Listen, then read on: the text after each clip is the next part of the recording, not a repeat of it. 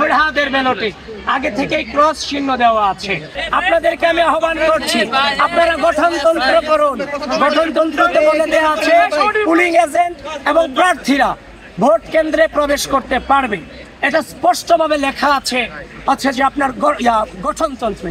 ইতিমধ্যেই কিন্তু এটা ফেসবুকে প্রচারও হয়েছে, সেই গঠনতন্ত্রের ছবি, 2025 সালের গঠনতন্ত্রের ছবি। অনিয়মের অনেক অভিযোগ আমরা করতে পারতাম সকাল থেকে, যেমন আমাদেরকে প্রপারলি পরিচয়ের কার্ড আমাদেরকে দেওয়া হয়নি।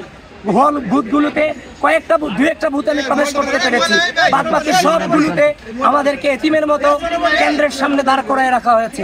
একজন ভিপি হিসেবে ভিতরে কি হচ্ছে তার তো তদারকি করার দায়িত্ব আমার আছে, সেটা তো আমাদের দায়িত্বের মধ্যে পড়ে, স্বচ্ছতার নিশ্চিত করণের ক্ষেত্রে। সুতরাং যারা আমার বিরুদ্ধে এই ধরনের অভিযোগ করেছে এবং যারাই যে গঠনতন্ত্র না পড়ে এই সংবাদটা যারা ঢালাওভাবে প্রচার করেছেন, আমি আপনাদের আহ্বান করব এই জুলুম গুলা করা উচিত নয়।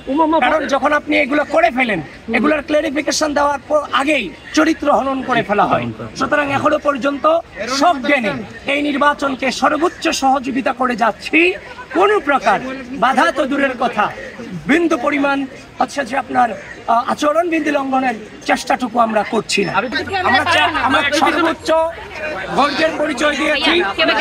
সকাল থেকে বারংবার উচ্চারণ করার চেষ্টা করেছি যে আজ আমরা কোনো অভিযোগ করতে চাই না, আমরা আনন্দ করতে চাই, উদযাপন করতে চাই।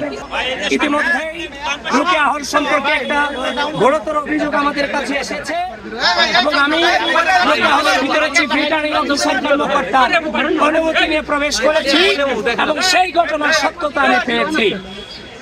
একজন শিক্ষার্থী, তাকে যখন ব্যালট দেওয়া হয়েছে, সে যখন ব্যালট নিয়ে গিয়েছে ভোট কেন্দ্রে বুথে প্রবেশ করেছে, তারপর গিয়ে দেখতে পেল সাদিক কায়েম এবং ফরহাদের ব্যালটে আগে থেকেই ক্রস চিহ্ন দেওয়া আছে।